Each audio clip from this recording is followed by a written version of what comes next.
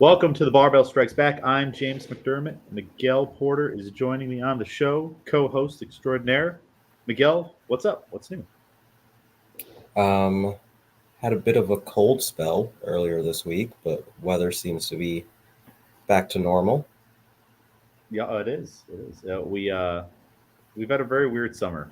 We had a summer, then we had a heat wave that lasted way too long, and then we had cold rain and everything, and now we're back to like normal days. But I think the heat wave type stuff is coming back, right?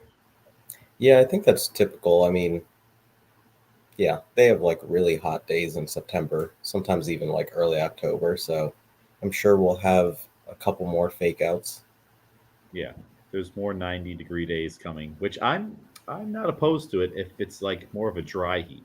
I'm finding I Mm. like dry heats. It's like, all right, it feels good. It's 90, all right, whatever, but it's not, muggy and you feel gross. It just hits differently. Maybe as I'm getting older, I'm starting to appreciate that type of weather more. Yeah. Hmm. And the cold keeps disagreeing with me even more and more. I used to, when I was in high school, just wait for the bus, middle dead of the winter, no jacket, just a t-shirt, maybe shorts and a t-shirt. Your mom's fighting with you, or my mom's fighting with me. Why don't you wear your jacket? Yeah, I don't need one. But yet now I need something. Yeah. Body just changes as you get older. Don't get older, Miguel. Don't get older unless you're already there. Like internally, Yeah. you're like, yeah, internally I'm 45. My joints are 67. Yeah. I think so. Yeah. We missed last week, but we're back. It's been a busy last month. We had the Olympics, we had the CrossFit Games, the U.S. Open starts tomorrow for tennis, so that's exciting. Although I just canceled my YouTube TV, I haven't. I think until September 4th Mm. or something to keep using that. And then the Paralympics are supposed to be starting very soon, right? Are you going to watch any of that? Yeah, definitely. Yeah, I'm not completely sure on like the different events, but there's some things that I know of people, some athletes competing in that I want to watch. Yeah. Yeah, I don't know the full menu, like what's taken off, what's on there. I Right. did see people, doing like at the track racing, and they have like not a chair, but something you lean against and push, and it Mm. has wheels on it, and you sprint that way. So there's a lot of cool stuff that they're going to be doing, and it'll be interesting to see how they adapt some of these sports because I mean we're in the gym adapting movements all the time or people with disabilities, people with not disabilities. And if we did have an adaptive athlete come into our gym, we'd have to figure that out. So Yeah. it's cool to see how these sports make it so that you can still participate in track and field. You can still do this or that. I don't know, like wrestling or fencing or some of these sports. I don't know how they work or if they even do work. Hmm. But I think track and field will be fun to watch. I don't know if there's any swimming, although swimming is a big enough sport. I kind of feel like there might be, right? I do believe that there is, yeah. Swimming. Yeah, I'll definitely be checking out some of that as much as I can watch. Has it started yet? I'm not 100% sure, but I do believe it's supposed to be like 2 weeks after. Yeah, Um, so maybe it this week. be this week, yeah. I wonder what they'll change too in terms of like presentation. Hmm. Does the opening ceremony that happened already? Does that count for this too? And we just get into competition, or is there a new like restart? Right. I don't know. Hmm. I don't know. I've never. This is the first year I've watched the Olympics in a very long time, so I Right. don't even know how that would work with the adaptive side. So what we're talking about today is the jerk. A couple shows ago, we vowed to return that we would get part two of that article that we're about to go over today. Wait a second, perfecting the jerk. So we're gonna dive into that. I will share my screen, and I've got other things queued up ready. Let's see. Actually, you know what? Hold on. Before we do that, I'm hardwired to the Ethernet now, which has been helping. But I'm also going to turn off my antivirus just because I think that the amount of resources to share the screen on StreamYard here is so great. And then when you look at like the antivirus, it also needs a lot to do its job. So I'm wondering sometimes when my stuff slows down on my end, it's just my computer just can't keep up anymore. So we'll try this. Can you see my screen? Yep. So we got Wait a Second, Perfecting the Jerk, Part 2. This article, scroll all the way down, it's not listed at the top, is written. Where's the guy's name? Well, he interviewed Coach Mike Burgener. And yeah, isn't that wild? They don't have his name on the article. Oh, man. All right. Maybe if you click on the PDF version of it. PDF version? Where is that down at the bottom? Right at the top, I believe. Oh, here he is. Mike Warkentin, managing editor of the CrossFit Journal and founder of CrossFit 204. So there you go. Okay. That's just odd to me to not have the author's name up here somewhere. Right. By the date and everything. But anyways, okay. We figured that out. So that is written by him. And there are little excerpts of an interview that he did with Mike Burgener. So I'll get us started reading, and we'll go through this and see what we think. Before I do that, though, anything that we need to touch upon from the last article, part 1, that you think is important to recap here? Not necessarily. I think that this one, not to say it's completely separate, but I think it touches on different pieces. Yeah, I think so too. Go back a couple shows so you're all the way caught up on our thoughts for that and that article. But yeah, this one seemed a little more standalone, which I liked just because we get to talk about new stuff. Yeah. So let me get us started here. The jerk is a lot like Nobuyuki Kayahara's spinning dancer. Now, I planned this already. Before we can go any further, I feel like we should probably talk about what that is, right? Yeah. The spinning dancer. So I brought it up on Wikipedia. So the spinning dancer, also known as the silhouette illusion, is a kinetic, bistable, animated optical illusion originally distributed as a GIF animation showing a silhouette of a pirouetting female dancer. The illusion, created in 2003 by Japanese web designer Nobuyuki Kayahara, involves the apparent direction of motion of the figure. Some observers initially see the figure as spinning clockwise, as viewed above, or actually to the side, and some counterclockwise. Additionally, some may see the figure suddenly spin in the opposite direction.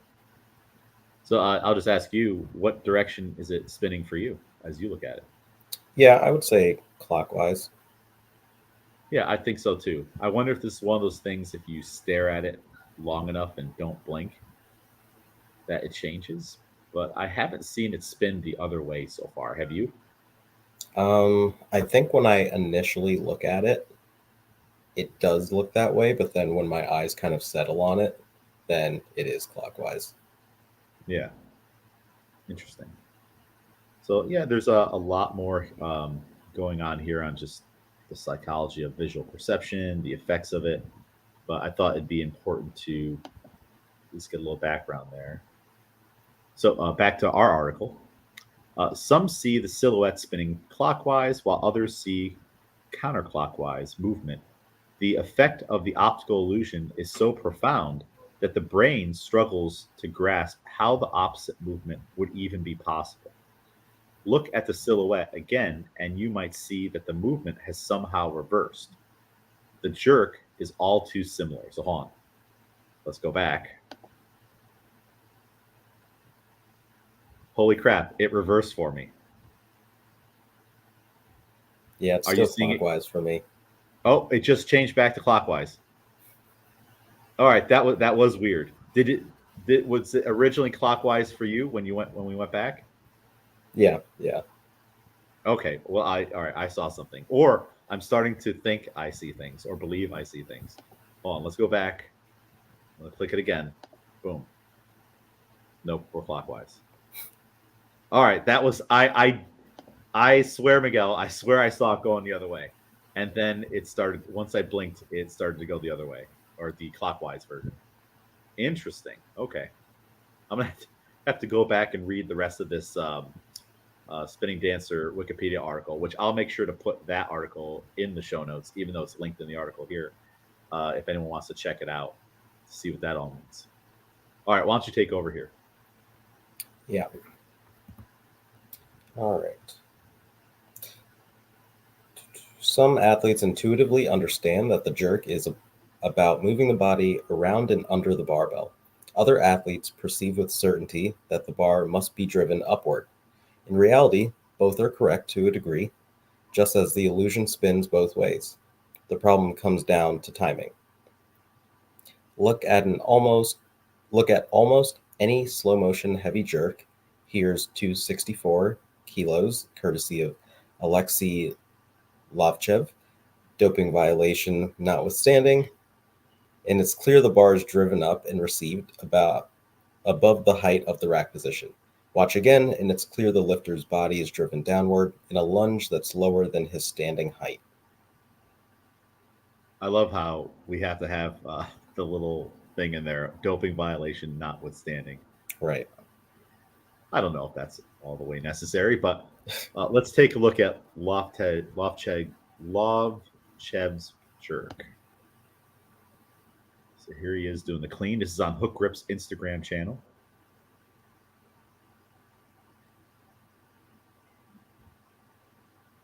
So when I look at that, I do see him drive the bar up, but I see him mostly split and move underneath.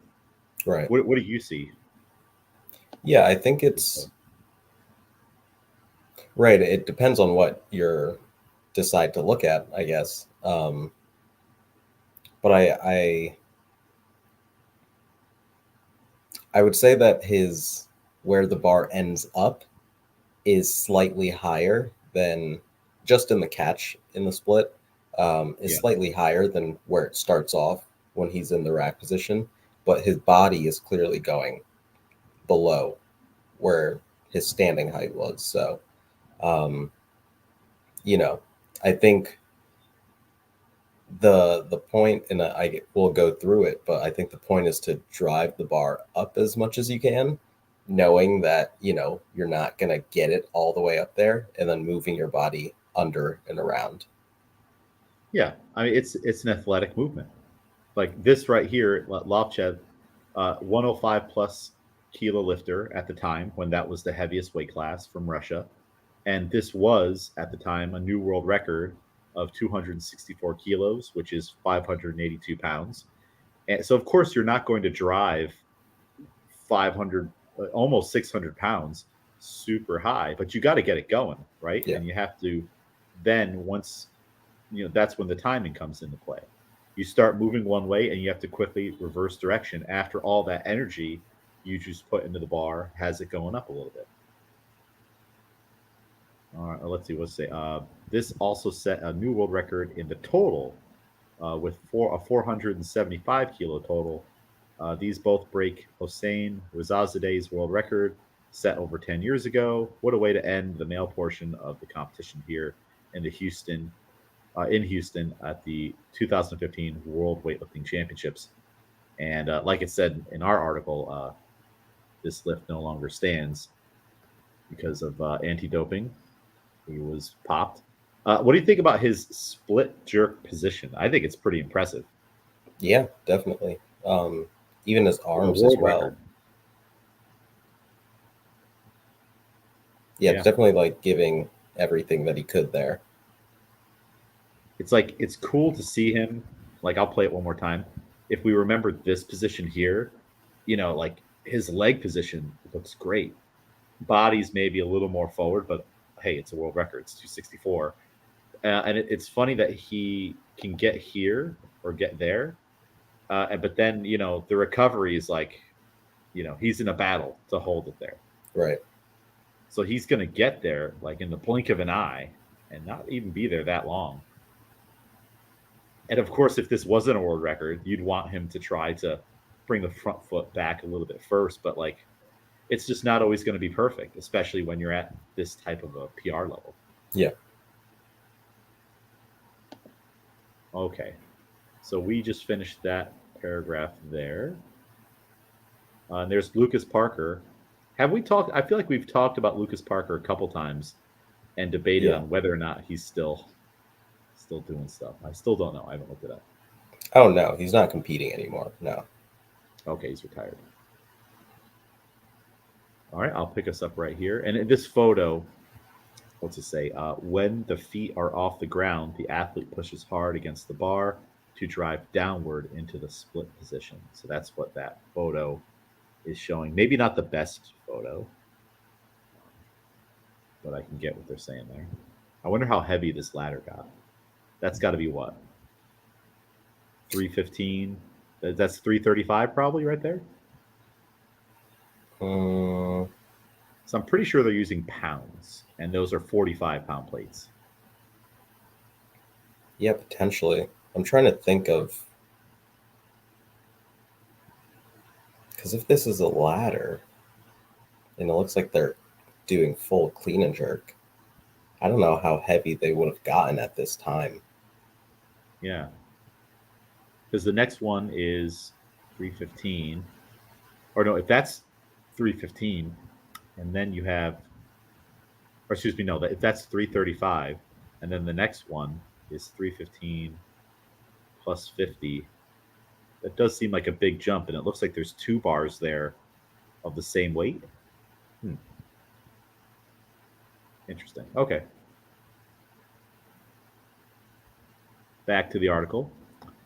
With reference to the Lobchev jerk linked above, pause the video at the rack position and the receiving position reveals that the bar indeed goes upward a few inches, but the lifter moves downward to a much greater degree.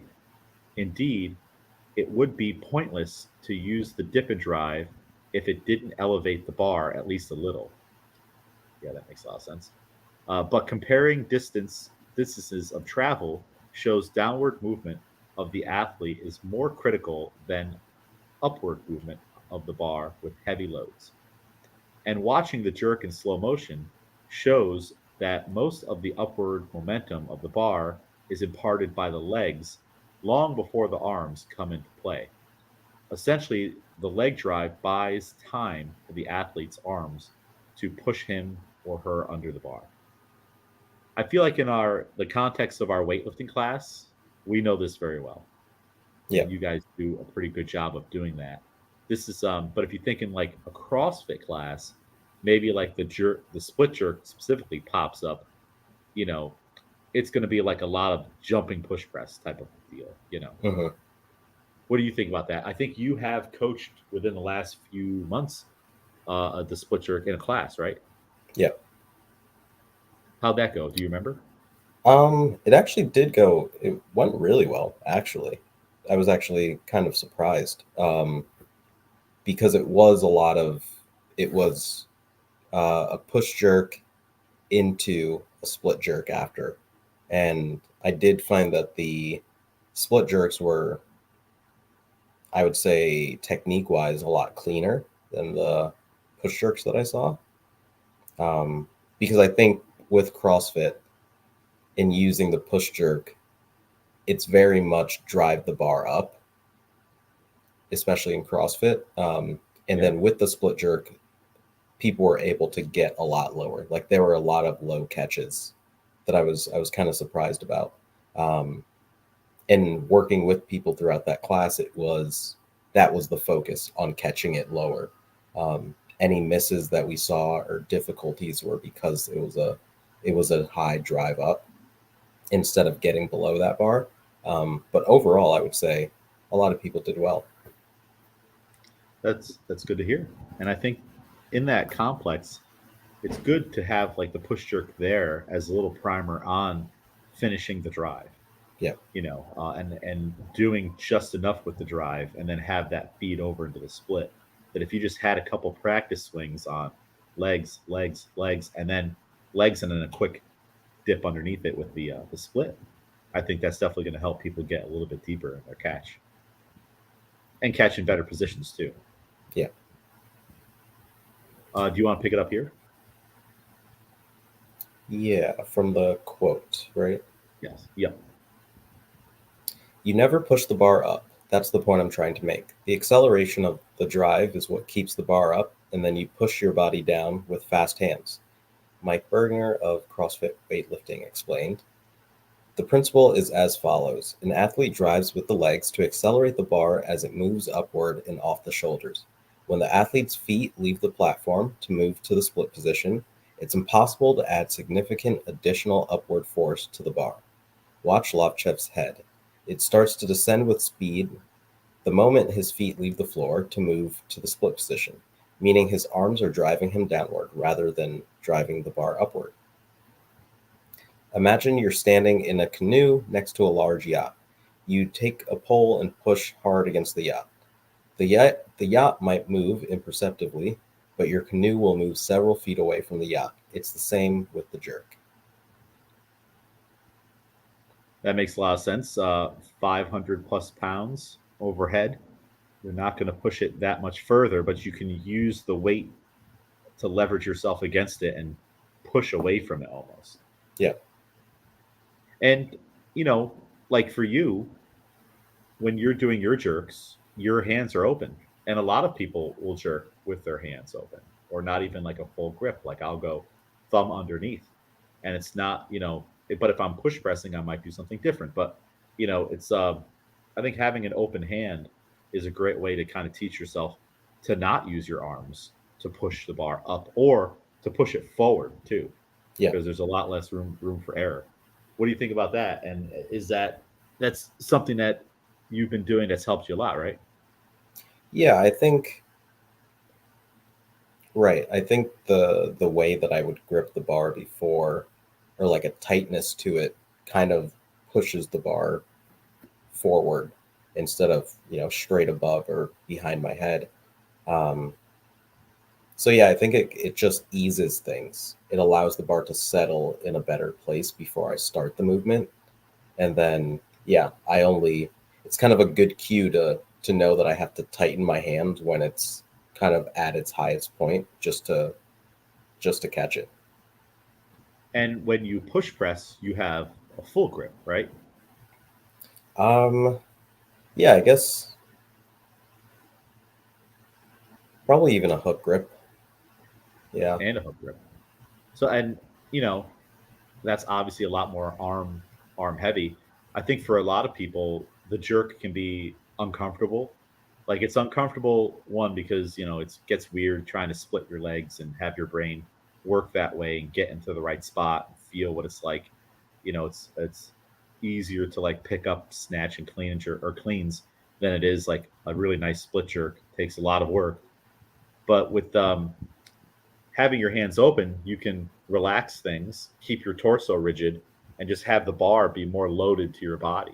yeah, Versus, I'm sure you see, like, let's say if we're doing a CrossFit Metcon, everyone's super tense up here and death gripping the bar, and it's all on your arms. yeah, So, of course, it's going to be going forward or every which way or be a lot more of a push press than just like kind of like moving around the bar and using the momentum to your advantage. And we've definitely seen that with you. Do you think that going way back, so not even split jerks, that doing squat jerks helped at all with this? Because you definitely got to push down on the squat jerk. Although I do know to some extent it is also just kind of falling down there and seeing what happens. it is different because on the squat jerk and what I do now, I never moved my feet, at least not intentionally. Um, and I think that it's kind of connected to where we're at right now in the article with the driving up. Um, I prefer to catch the bar in a jerk as high as possible. Um, and I feel like a lot of my drives when I was split jerking were I was just driving the bar forward away from me. Um, and with the either the squat jerk or the push jerk that I do now, not leaving my feet, it allows me to fully drive and to fully drive up without kind of the panic that moving my feet kind of induces that can cause other things to go off. Yeah, I like that you said that the panic. It's if you have a big heavy weight on your chest from a tough clean, it's hard to relax, right? And to like take a moment, or like the article says, wait a second, breathe, get yourself set, and not be over tensing because of how intense the weight feels and what you just did. You kind of have to just move on from that clean. Be like, that was yesterday. Like whatever happened during that happened, but now this is a whole new show. I need to chill. I need to get in position, and then I need to execute. And it's definitely not easy. What do you do after a tough clean or just a heavy clean? What do you do to relax and bring everything back to where it needs to be to do the jerk right after that? Yeah, I think it goes back to my hands, where I've been opening my hands. I think that helps kind of like settle on uh, kind of like not the collarbone, but like the upper chest area, right in the front rack where it needs to be. And yeah, I mean, I think also with not moving my feet, I'm able to, which people will argue whether it's good or bad, but I can slow down my dip or even pause my dip because I know that I'm going to be driving all the way up, and all I have to do is sink down a little bit in the catch. Instead of, if I was going for a split, I know that there would have to be a time where I'd have to stop that drive up, or maybe not, but it's easier for me to, when my feet are planted, to continue that drive up. Whereas for a split jerk, I would have to leave my feet at some point to move them. Yeah, And that's just not something that like fully connected with me. Um, for the yeah. split. So my process currently is just what works for me. Um, but yeah, it's mostly that finishing the drive and sticking with the bar as long as I can. Yeah. And the things that we're talking about in this article and the last one, they're heavily geared towards the split jerk, of course, but the principle still applies to the push jerk or power jerk, whether you're moving your feet or not, you're switching directions, trying to be as efficient as possible, and, not spending too much time on the way up, but maybe a little more time on the way down. Yeah. And you've been doing it long enough where not only do you understand the concept, but if you're off on a lift, you know how to get it back. And like, okay, I need to do this to adjust my timing. Like for beginners, understanding the timing, it's really hard because you're also trying to understand so many other things. My foot goes where, I turn my toe in, my back knee, like the dip, the drop, like there's just so much going on. So it's definitely something that I think happens over time and with painstaking work and attention to detail, right? Yeah, definitely. So you can't get frustrated with it either. It's gonna take a while. And you've certainly had your frustrations with the split jerk. And all right, we moved on to a different style, but again, it's just what works for you. It's still all Mhm. the same. You still have to do the stuff that we would want on a really great split jerk, on a really great push jerk. You Yeah. still have to do all that. You can't be up on your toes for your dip and drive. And you have even less room for error if things go forward. You Yeah. have to get it overhead very, very precisely. And I still hold out hope one day, maybe we'll go back to a split jerk. You never know. I part of me wants to see you do that eventually on like the experiment aspect of it, on spending so long with the push jerk and refining your dip and drive to be precise to catch it in the right spot overhead and frequently getting it there, just to see what happens when you do have that room for error and if you're able to Right. control your legs, just to see, it might be one of those things where it's like, oh yep, and Miguel jerked 300 a day. Yeah, just you never know what could happen. Maybe that's an off-season thing or for Yeah. fun. Or what I imagine what will happen someday. Someday, you will return to the split jerk, but I think it'll happen in a CrossFit class Yeah. I first, agree. or like the open. Like, all right, hey, they're making everybody split jerk, Yeah. and I guess you got a split jerk, or it's a complex. That's when I think it'll happen, and that's when I think it'll be a nice surprise. Like, oh yeah, Miguel split jerked a house today, and he didn't even know he could do that. Does that mean you'll stick with it? Or actually, let me ask you, if that did happen, what would you do? You just put like Um, 20 kilos on your jerk doing a split jerk all of a sudden in a CrossFit class. I also wouldn't be surprised if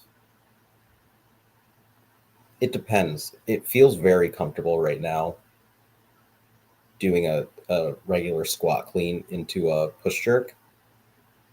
I could see it being kind of like in the class that I coached, where maybe off the rack, a split jerk is just more comfortable. Um, Yeah. so I could see it being something like that. I don't know if I would switch, because I'd have to make sure that it's something that I could replicate consistently. And Yeah. I That's think just a that it's one-off. more the consistency that brought me to the push jerk as well. I think it'd be an interesting conversation of at least being curious now on like, well, what if we went back and, spent a cycle or two with it. Yeah. All right, back to the article here. We've got a quote from Mike Burgener. How can I push something up if I'm off the ground? It's not a push press. It's the idea of creating acceleration through the dip and drive and then not pushing the bar up. I'm off the ground. How can I push something up? I'm off the ground. It's not a push press. Burgener explained. Oh, sorry, I just read that quote twice. uh, if at, if athletes, well, let's stop there real quick. I do think that's important. Again, not to focus on CrossFit too much, but it comes down to the timing. When you're doing a snatch or a clean, when do you start to change directions and go under? And right when the bar comes off your hips and you've finished your full extension, if you stick with it too long and you start pulling up with your arms, which is what everybody wants to do in class, then now it's going to be way harder to turn that bar over and catch it correctly. Like you've already missed the boat by like several seconds. Right. And you guys in Barbell Club have very specific timing to each of you, and you know what that feels like on to drive your hips into the bar or drive them together. And then there's that moment where it's time now.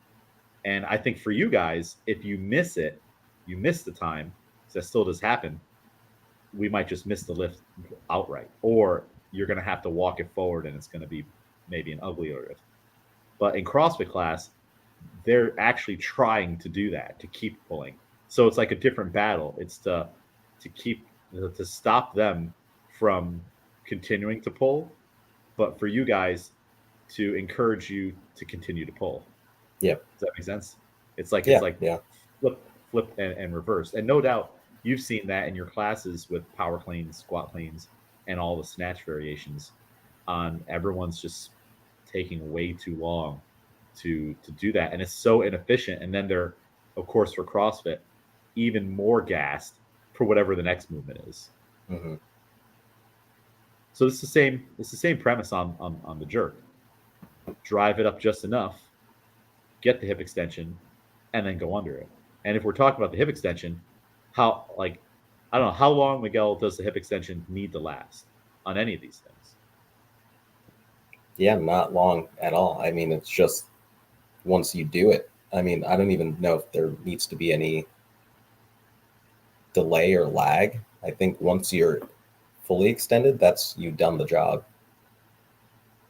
Yeah, time is of the essence, right? Like we've already, I think we talked about this last video. The the quicker the turnaround at the bottom of the dip, the more likely that you're going to connect with it and make that lift. So that's like on the other end of the timing spectrum, like getting reversing directions to actually drive it up. But now after you drive, it has to be another bam, like you need to just go. Right. Like if you imagine like hurdles, like when we were watching hurdlers during the Olympics, the timing there has to be like spot on. Like when do you start to engage to lift your legs to go over the hurdle, and then how many steps do you take before the next one before you're doing it again? It has to be like there can't be any lag, Yeah. right? If there's a lag, you're going to trip up onto the hurdle. the thing is, I think you're more likely to save a snatch, clean, or jerk versus on the hurdle. I don't know. There's no saving that, right? Like it's either Yeah, do I or mean, not. any save in a hurdle is essentially like a stutter step that you take before if your steps are a little bit off. Yeah. Did you do hurdles when you were in track and field, or just No, they were way too high for me to actually do them. there's a height requirement for some things, right? Yeah, they don't have like it's just this, the height is the height. You got to I get over mean, it. There is no. there is like at different levels, but there's men's and women's, and there's JV and there's varsity. But by the time I've ever even like looked into it, it's like, it's the same way where I have a high box jump, but my box step ups past a certain height are tougher just because of my leg length. Um, Yeah.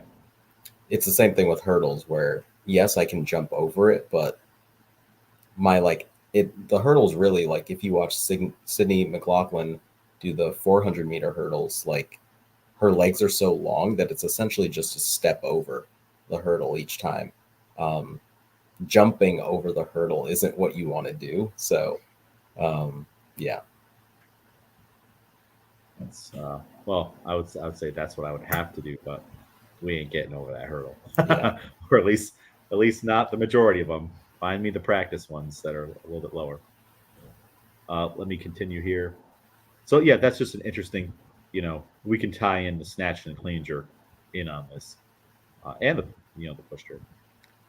If athletes don't understand the concept, and many don't, they'll routinely alter the mechanics and the timing of the jerk in an attempt to push the bar higher. At lighter weights, the lift will be successful, if ugly, but heavier loads will require a press out to achieve lockout, illegal in weightlifting competitions. At the heaviest loads, the jerk will be impossible as the athlete simply won't be able to generate enough height to accommodate poor mechanics and timing. I wonder if this is maybe an argument, or not an argument, but like a pro usage of like exercises like jerk dip squats or jerk drives to start to learn that timing. I know Hmm. we did a lot of work with that earlier in the year. We've done a lot of different jerk drills throughout the year. Do you feel like any of that helped you specifically? Um, yes, kind of like a practice swing Mhm. before going into the movement. Um, Do you think it helped more your drive or your dip? Because I know sometimes we're trying to stay off of the toes, and like that drill seems like it could give you practice swings on making sure you're not getting on your toes and right. having that position. Where do you think it helped you? Yeah, I would definitely say dip. I would say earlier in the year that was definitely one of our focuses, and I kind of have to focus less on it now. Mhm. So I assume the drills kind of did their job there. Got it. Be interesting to poll the rest of the group to see where they think it helped them. I definitely do see some better timing from some people. Like even though Jennifer's jerk is very very strong, I do feel like after we were doing those things, the timing for the most part got better. Yeah. Um, Especially when you look at her recent PRs off of the squat rack, the 87 kilo, and I think there was an 83 or something in there. Yeah, you would almost think the opposite because they were heavier and weights we had never done before. But I was very happy with the timing on those. Yeah. Um, when you PR, like, do you think about any of that? Like, on like, well, how was the timing and the mechanics of my PR? Like, was I able to execute, or is it just like, all right, I'm happy I got that weight and I've crossed this barrier?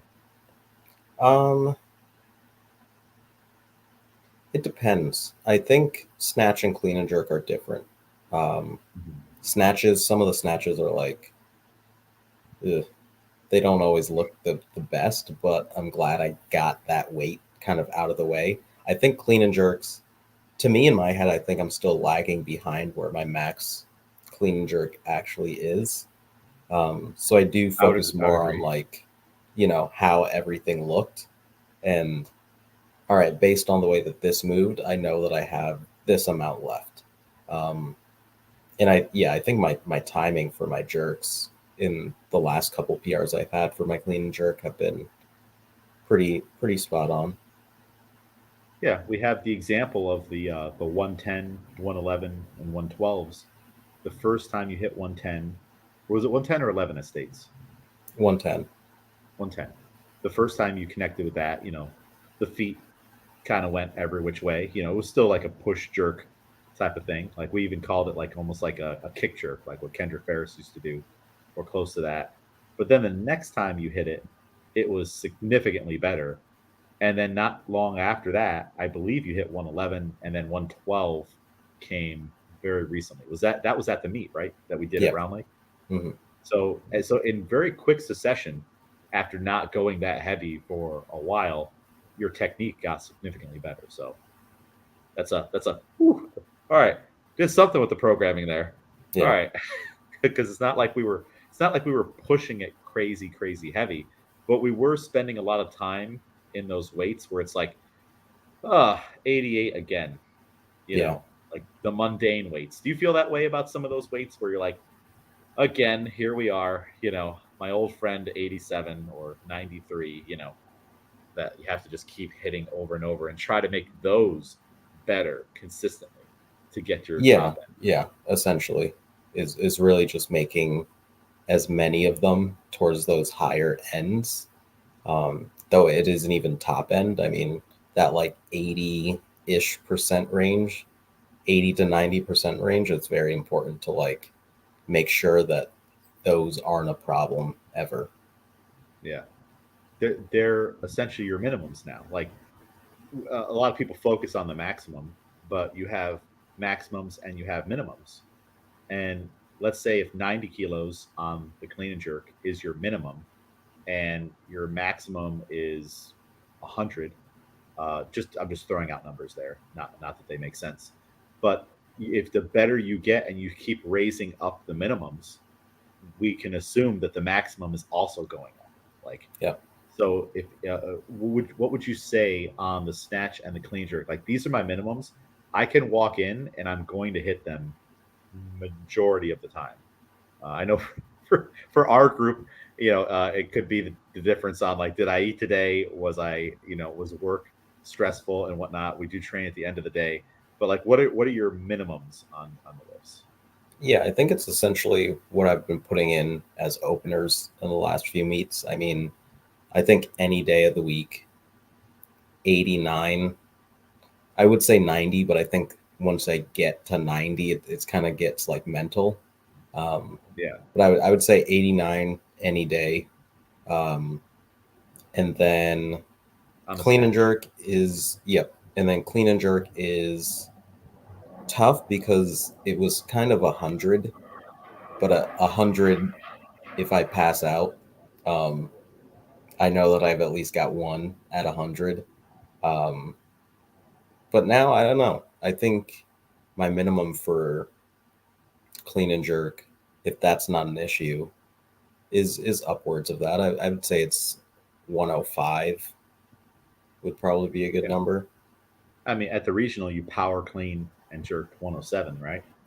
Well, I power cleaned it. Oh yeah, all right, we missed the jerk. Yeah. If you weren't passing out, you would have got that jerk. I think. So yeah, it's a interesting thing to think about, and I think that people should put energy or thought into what are my minimums and raise those, and that will actually help the maximum. Like if you're only ever going up to just maximum every day and you're not building up your base, your foundation of the minimums, then you will in the beginning have a lot of progress, but then it starts to stall. Now what do, after you've been doing it for an extended time? And you also, not everyone can handle going heavy all the time. Like I know it feels like the weights that we've been doing are hard, but we've been doing doubles and different types of drills, so they're hard in a different way. it's still like not maximal yet, right? Yeah. Or at least, that's my outward perception of the programmer, that you would agree as the person doing it, that they're just hard in different ways. Yeah, I think, I mean, like Mondays going top down and doubles and things like that. I think,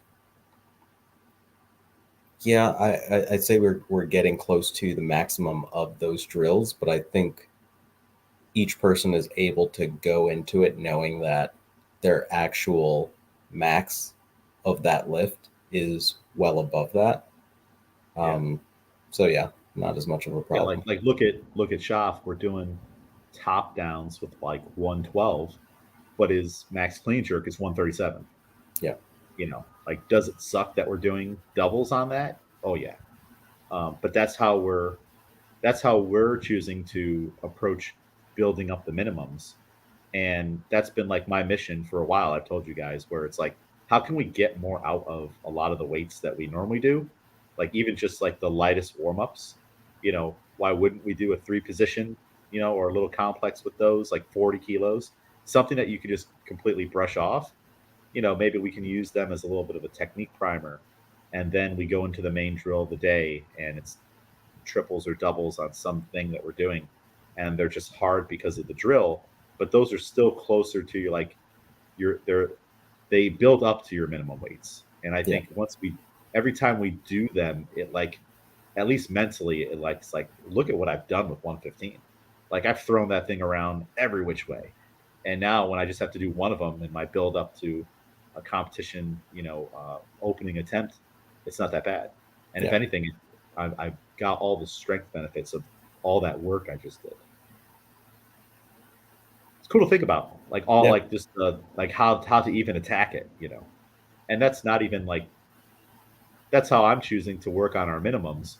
There's still other things we could be doing and do throughout the year, where it's just like, this is all technique, you know. And then technique can be light and it can be heavy. We've done those too. Yeah. We read both these paragraphs, right? Yes. Who is this? Well, there's Kristen Clever. Interesting that she doesn't pop up every now and then. You know, I wonder Hmm. where she went. It's interesting to me. Some past, like, CrossFit stars, they kind of just I don't know, they kind of just fade away, and then you're wondering what they're doing. I imagine most of them just move on to coaching and stuff like that. Yeah. Yeah. This picture, I'm not sure who this is. Can't really read her shirt unless you know who that is. Do not. She is clean and jerking 195 pounds. And it says, solid lockouts are the product of great timing and fast hands. We can agree with that. If just looking at the athlete, this is competition, but let's say this was just like a training lift and you were her coach, and this is like nowhere near maximal. Let's say this is like a 70 to 80% lift. Would you want to change anything about this lift or try to have her work on anything different? Um, I would say for me, I would say no. I can't see the back foot. She could probably be, you know, her weight could be, it looks like it's kind of shifted a little bit forward. Um, Mhm. but yeah, no, I think that that's solid.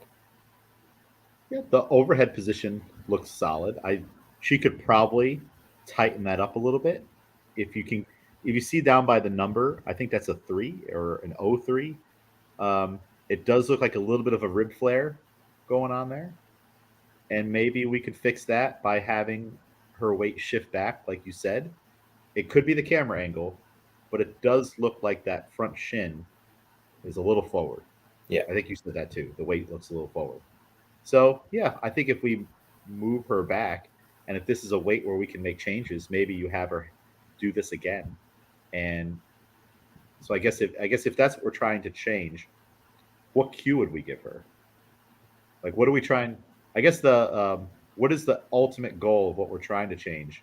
What are the things leading into what we're perceiving as the error? And then what do we want to say to fix it? 3 things. Coach Miguel, go. Yeah, that's a lot. Um, Yeah, not completely sure. I guess I would say I'd have to see it in motion, but I would assume that she's shooting her back leg back too far. Um, I can see that. Hip the hip closest to us is very extended, so yeah, she definitely had to reach it there. She could have reached it instead of shifting forward. And also, we got to take in consideration we don't know how she got here. You know, like right. this could be an issue with the dip and drive. For sure. And maybe it even pressed forward a little bit, and then she leaned into it. To get her head through it. But all right. Let's say that's it. So she's reaching her back leg too far forward, but her front leg is also shifted forward. So what's the thing you're trying to fix?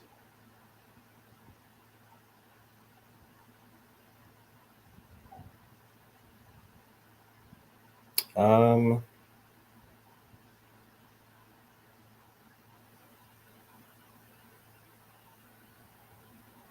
yeah, I guess just overall reaching too far. I would assume Reaching too far.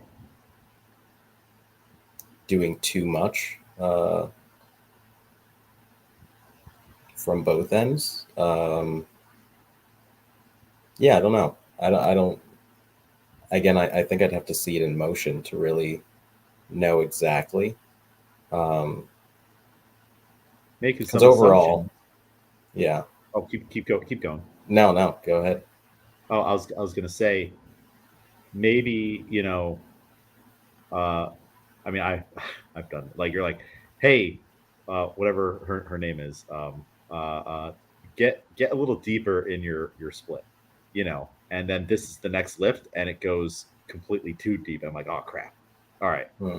like now it's going not the way I want it to go. So maybe I would try to.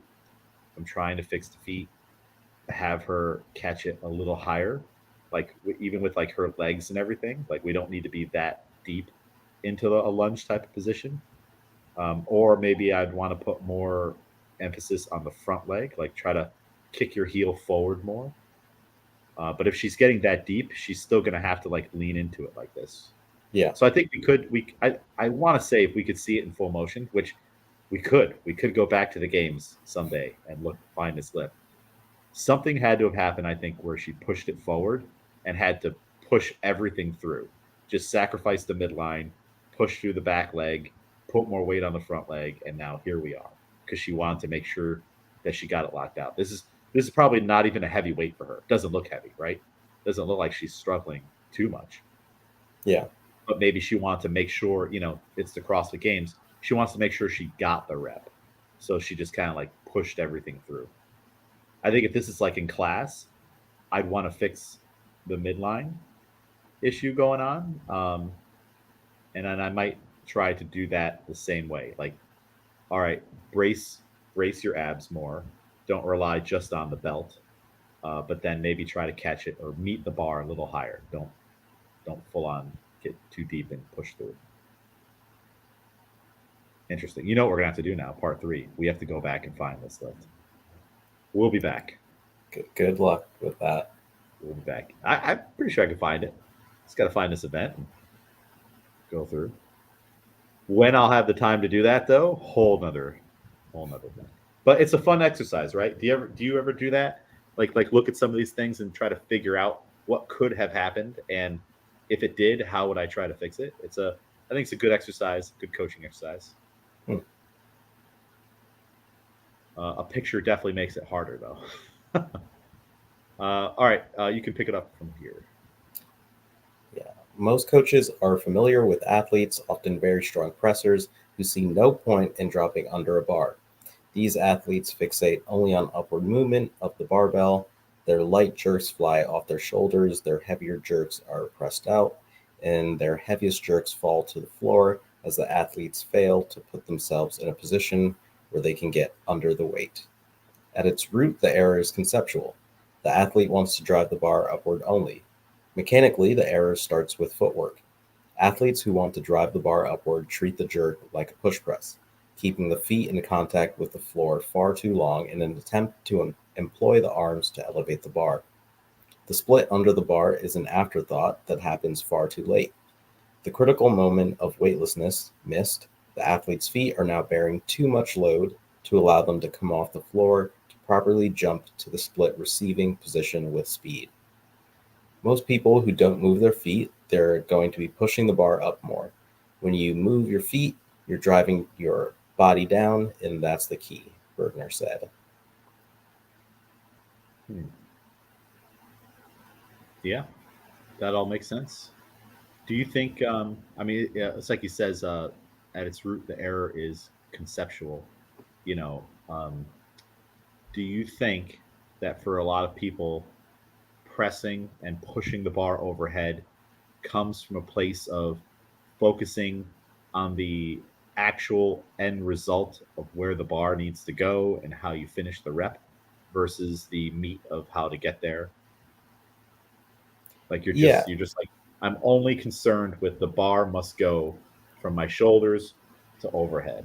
And that's, I'm putting all my effort into that. It's all on the barbell versus on just moving around the barbell, like it mentioned way earlier in the article, and just splitting underneath and receiving the barbell.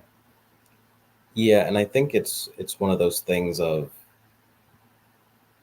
if it works, like they'll just continue to do it, Yeah. because they know that their end result, even if they are pressing it out, that it works, especially in like a CrossFit class. Um, it's similar to the power clean, I think, where people over pull their power clean and maybe they miss power cleans that were where the bar is extremely high up, because catching it lower means more of a fight. And I think it's similar with a jerk, where if you start to work on that timing and your focus is less of the drive through, you know that you'll really be bearing that weight. Because timing, Yeah. once it like snaps, like you'll have to be there to support it. If you kind of are still kind of upright and you've driven the bar high enough, you can kind of just finish it off a little bit. But similar to the power clean, it's if you push it higher, you can just kind of muscle through it. But if you miss it, you just miss it instead of, sinking a little bit lower and maybe having to fight with that a little bit more. Yeah, I think the power clean is a great example. You'll see people do that, and you'll also see people, after the extension when they're trying to turn over their elbows, just kind of like stop the movement of their body and wait. They're like, "Oh, it's going to happen now." They're waiting for the bar to do its thing and come to them, versus actively continuing to put effort into the bar. Like Yeah. there has to be a continuous effort from start to finish on all these lifts. And if it is possible to just stop in the middle of it, right? Like we see it all the time when people are trying to do heavy power cleans in a CrossFit class, and also I would say for this one, our weightlifting class a little bit, because if there was one thing that I think that we're like, it's not our jam, it's the power snatch and power clean, you know, Mm. which that's maybe my fault on, we just didn't do a lot of them and we just focused so much on the main lift that at this point it doesn't even matter. But you've seen people where they'll jump, they'll land, and then that's it, Yeah. right? And they're just waiting for the bar to keep coming through, as opposed to pulling those two things together. Or you'll see people on a power snatch, their body will land and the bar is like quasi turned over, and you see this giant press out, right? Because they stopped descending down. And even on a power snatch, you still need to descend down to the point where you receive the bar at its highest point, or Yeah. just as it's about to start to come down. Um, yeah, interesting to think about. Does Will this have you looking at people a little bit differently in classes when we're doing mainly the CrossFit classes? Power cleans come up a lot, and the hard part is, it's like I said before, focusing on the end result of the lift. It's hard in CrossFit classes, even though you're coaching your butt off. They're still trying to do 21 of them, Right. and you said to do it fast, and you said to do it unbroken, and at some point, people start to just do the motion for the sake of the motion, but it's not really an efficient motion. It covers A to B. Again, did I get the rep? Here to here. Okay, there was a little press out. I'm on my toes. All these little inefficiencies, but it is a little bit of a different mindset in a CrossFit class versus the weightlifting class, where our end goal is a little bit different. What do you Yeah. think about that? I think it's something that because of mostly doing weightlifting, I see fairly often. Um, yeah, the pressing especially, because to me it also seems as though it slows it down, where Yeah, you've already landed and then you press more. Where if you were able to time that a little bit better, when you're, like we say, with like driving up higher or pulling for a little bit longer than you need to, the barbell has less space to travel. So if you were to just get that timing better and sink under, you could snap it instead of landing, barbell still kind of moving, you press it out and then you lock out your rep. I think it's faster overall to just get that timing more locked in. yeah, I would agree. I think we're starting to go down this this road of an age old argument at this point on, do you do these lifts in CrossFit with novices at high intensity or not? Hmm. It would be interesting, which I'm in the camp of, yes, you do it because you're going to coach and you're still taught. CrossFit still wants good technique. We want it both, yes and yes, and you can get that. It's going to take very deliberate practice and consistent effort. Um, it would be interesting to find some of like those old arguments against it and Yep. kind of like read them and then see like, well, how does this apply today? Because snatches in CrossFit are way different than they were back in 2010 Hmm. or earlier or around that time. You look at the CrossFit Games, and we have people in our gym that would lift those weights, and do well in some of those events. So it's just interesting to look back on it, and it kind of like, I see how you can make an argument for both, but it doesn't need to be as tribal as it was when these arguments first started to happen. All right, where are we? With the barbell moving straight upward. Oh, all right, do that. All right, I can pick it up here. With the barbell moving straight upward, even to a very small degree, courtesy of hip drive, the lifter is unloaded for a brief second and can remove the feet from the platform to swiftly place them in the receiving position. I think you were just talking about this. Mhm. When the feet are off the platform, the lifter has a heavy object, the bar, for use in pushing him or herself downward. But heavy bars succumb to gravity very quickly, so the upper body must be even faster to push the athlete into the right position. Here's a quote from Burgener. You want them to think, hands and feet at the same time. Most times people will have too slow of hands. Athletes who snap their feet into position but are slow with the arms fall prey to several errors. Press outs and mislifts are common with slow hands, and sometimes bars will crash on athletes whose arms are straight, causing a rebending of the elbows on reception. The last error is tricky.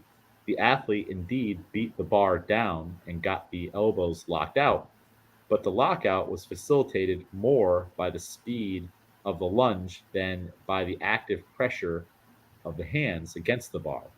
In extreme cases, the athlete might even be pulling the bar downward to a degree, making reception very challenging.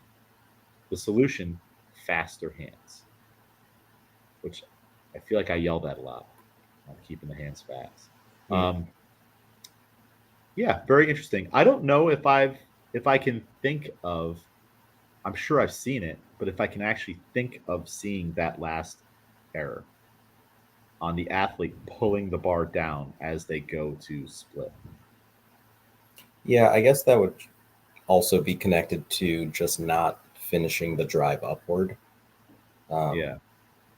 So just kind of, yeah, essentially just dropping under the bar. Yeah, the last error is tricky. Beat the bar down. We have seen the bar crashing on people. That definitely happens. And we of course see many press outs. So it's good to have such a senior coach, in this is his opinion, but definitely Bergner has been very successful and has a lot of reps seen and done under his belt.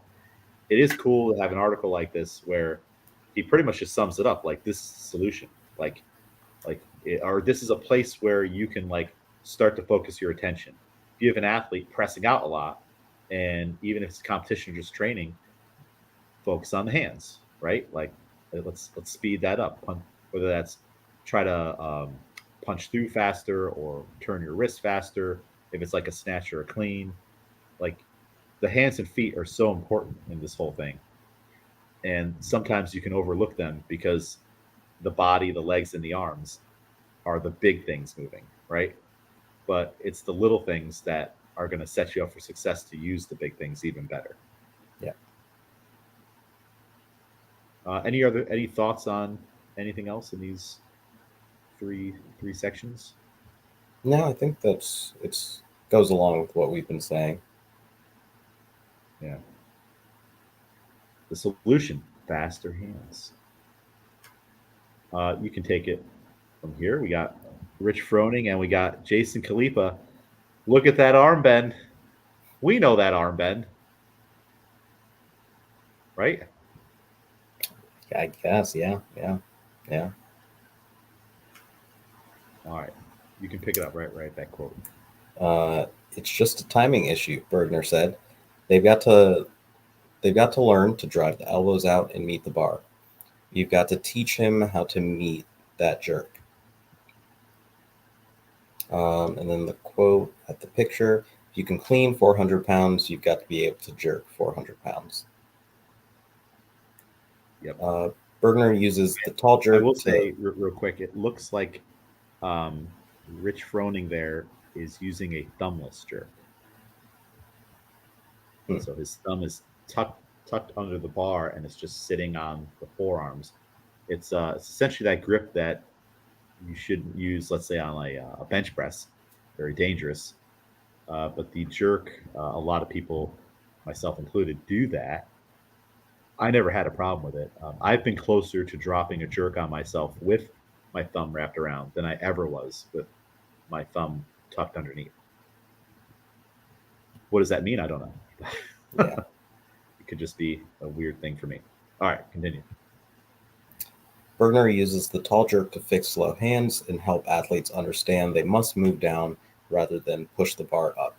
In the tall jerk, Bergner has the athlete stand flat footed with a very light bar held at the forehead, about a half inch above the hairline. With no dip whatsoever, the athlete must move the feet to the split position while driving the body down with the arms. Most will want to cheat the movement by sneaking a dip that allows them to drive the bar upward. They don't want to engage the arms. Uh, what I'll do to prevent that from happening, I'll make them go up on their toes and do the same thing. Now it's very, very hard for them to dip. We do we do this drill almost every class, right? Yep. Uh, which do you? I mean, we've done both of them: flat feet with feet, adding a dip and a drive. For the tall jerk, which do you find most effective for you? I know yours is a little bit different because we're doing a power jerk variation of it. Yeah, I think it kind of goes with what he's saying here. I think toes are needed earlier on. I think going up on the toes helps earlier on because people just naturally will then want to dip. But I think like once you have been doing it for long enough and you're more proficient and comfortable with that, I think flat foot is probably best. Um, It yeah, happens every time someone new joins barbell club. They always try to sneak in that that toe dip. Yeah. That like even if we're up on the toes, they figure out a way to do it. But over time, you start to see it go away, as essentially they learn to be more efficient with the bar lifting, and they just drop from the extended position. Yeah. Let's see, where are we? Oh, we're at the end of the quote, right? Yeah. With Fish it no out. upward movement, right? Yep. You said you would finish it out, or I would finish it out? Yeah, you can fish it out. Okay, cool. With no upward movement of the bar to assist the athlete, he or she must use the arms only to drive down under the bar at the right moment. The hope is that the athlete begins to understand how fast hands and elbows drive the movement while the feet are off the ground. Burgener said he's looking for the aha moment in which the athlete finally begins to understand the finer points of the lift. It's like, holy shit. And then it ends right there.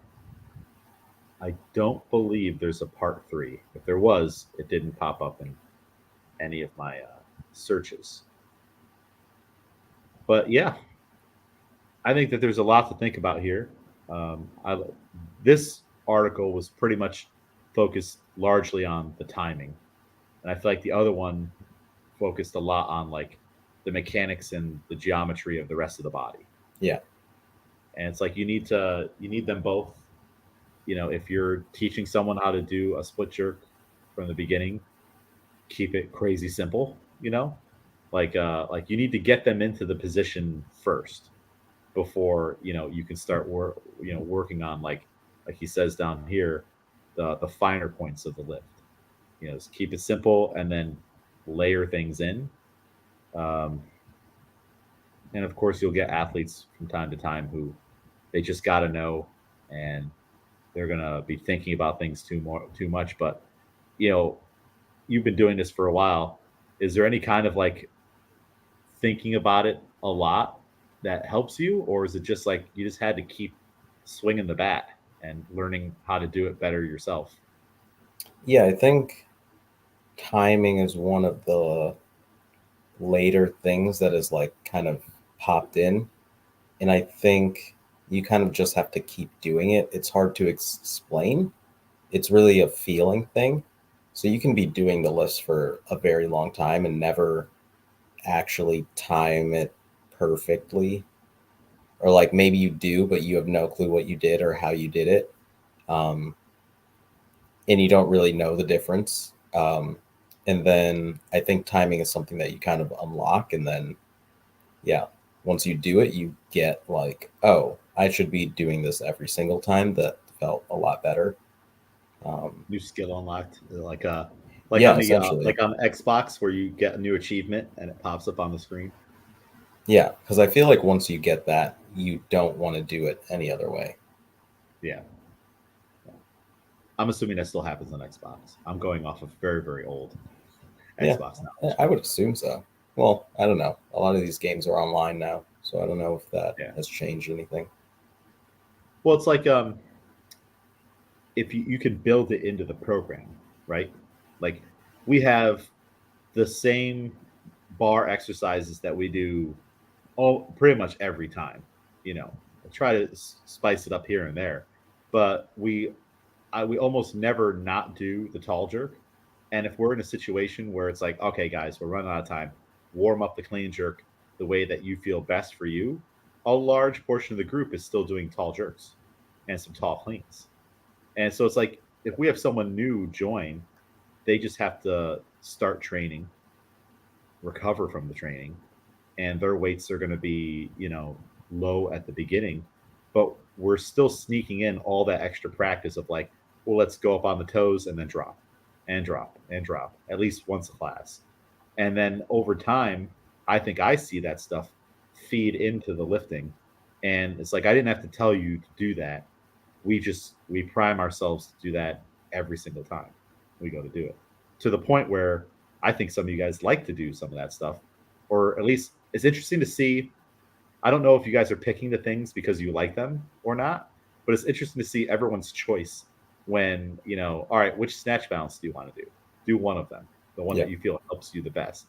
Like, so you have exercises like that. Why do you pick those? Like, just because you feel like they warm you up the most, or you just enjoy to do them, which I think is a positive thing too. Because if you enjoy it, you're gonna put a good amount of effort into it, and uh, any little thing we can do to make training enjoyable, which we know how it feels on a Wednesday at 7:30 at night. It's not the most fun or enjoyable thing. It's Yeah. fun because we're all around each other, and it is a cool thing. But man, is it hard, Yeah. So what goes behind you picking if like you have full reign to pick? Yeah, I think again early on it kind of goes into what you just remember the most. So if you do something consistently every time, that's going to be the thing that you go, okay, I know that we do these, so let me continue to do these. But um, yeah, other things I know what works for me, and I know kind of what my focus is for the day or how I'm going to be moving that day. Like this past Friday, when it was kind of pick your own snatch balance, I did one that I don't typically do or that I wouldn't choose usually just because of how my body was feeling. Um, Mhm. like I would typically go no feet um, with my snatch balances because that helps me punch my arms a little bit more. Um, but I knew that for the day that we were having, that wasn't what I needed at the moment. So it was kind of using my legs to kind of finish that and then drop into the actual snatch balance. And that's a good thing. I mean, to by this point, you should be able to look at the menu, or visualize it in your head and be like, all right, I have limited time, or this is the specific amount of energy I want to dedicate to this part of it. What's best for me right now? If we're Yeah. not going through it as a group specifically and getting all the reps in, maybe you're at a meet by yourself one day. That's a part of being self reliant, self sufficient. Okay, you know how to count the cards, you know how to time your attempts, and you also know what you need to do versus, having someone like me there and be like, all right, Miguel, it's time to do the bar warm up. And by the way, here is it, because you don't even know, you've done it 5 times, right in class, and this is your first meet. It's just it's cool to see the progression. And this isn't the end game, but this is definitely where at this time course where we want to be, Yeah. where you can start to make those decisions. I think for me, I used to pick things that I just thought felt good, Hmm.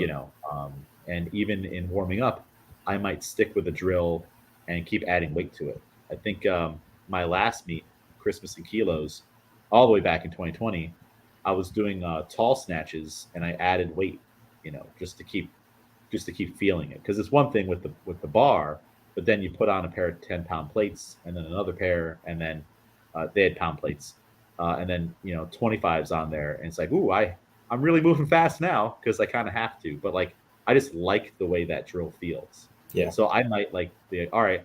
There's like the mandatory ones that you kind of have to do, but it's like I probably wouldn't do, like, for me, RDLs and some other things because like they don't feel good, and like I just don't feel like it's what I need to do in that moment. Like I just need to Hmm. make sure that we're moving fast and we keep pulling.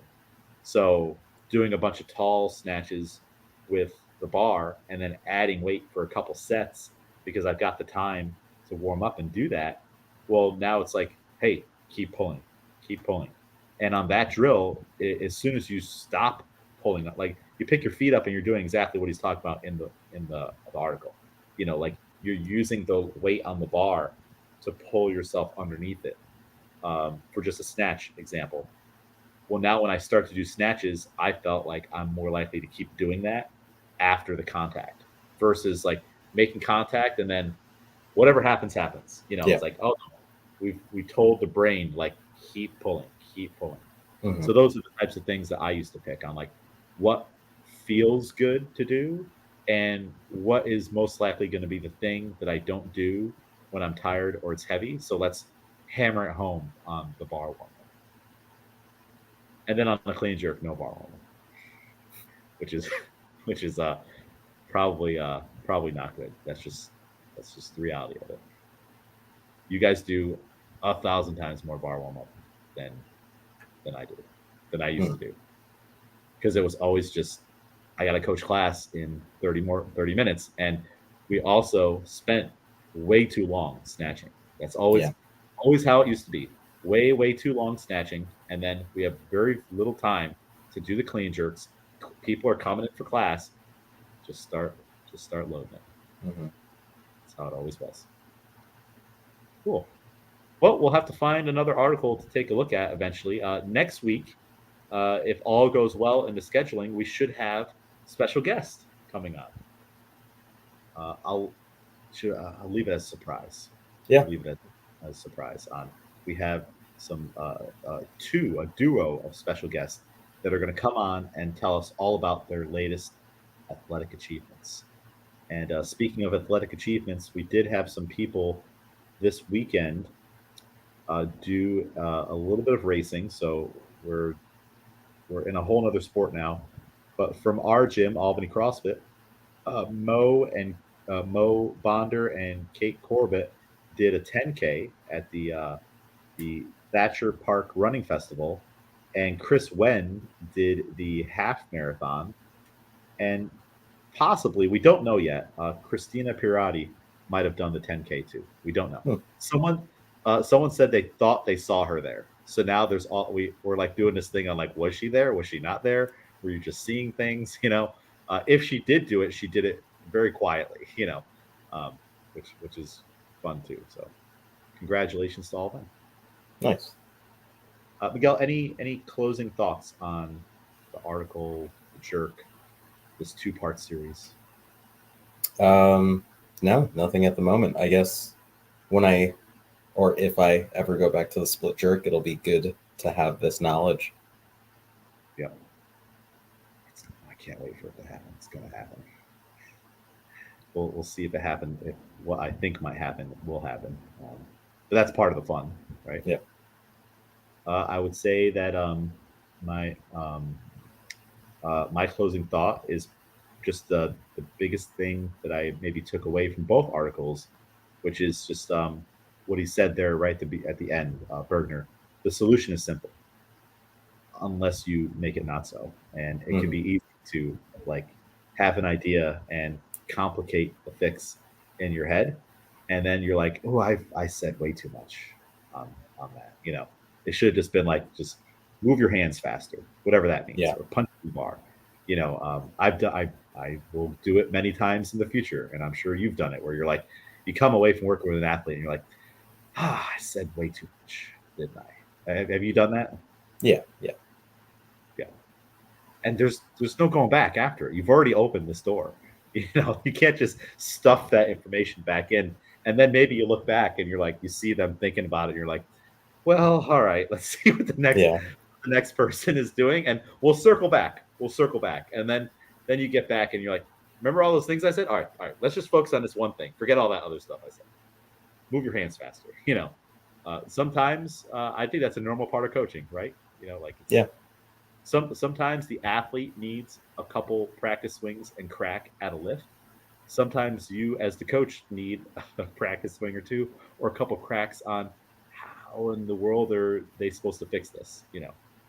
And sometimes I'll say something to someone, and I'll go on to the next person, and then I'll say something different or see it in a different way on that next person, and be like, oh crap, this is what I should have told Miguel. All right, make a mental note. Backtrack. All right, let's try this now. Let's try this. Right. And you just kind of don't bring attention to like all of what you said before. You're like, we're just here. It's fresh. It's a new thing now. And luckily, in CrossFit class, by the time you get back around to them, they forgot. Right? Yeah. So, cool. Awesome. Well, Miguel, where can people follow you? Still on Instagram at Couldn't Be Miguel. One of these days, we need to do the Miguel tell-all of your gymnastics exploits recently. Oh yeah. We should go all into that on what the training looked like, how you felt about the training, because you did was it a 6-week course? 7 week, yeah. 7-week gymnastics course. So we should definitely talk about that at some point. Maybe we'll do that after our special guests come on next week. Yeah. And now you're done with the course, and it's full steam ahead to the New York State Championships. Are you excited? Yep. I mean, we'll be there. We'll be there for sure. Maybe as we get closer, things will clear up in how I feel. I'm excited to see it all come together because we have very big and ambitious plans for this. Like, if it all goes well, it's going to be a nice little spectacle. We'll see. There's way more electronics, way more bodies and moving pieces. So I am just at peace now that mistakes will happen.